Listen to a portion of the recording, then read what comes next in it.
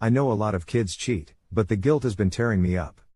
Just glad to get this off my chest. 6 years ago, I swapped my then girlfriend now wife's cat with a more well-behaved look-alike.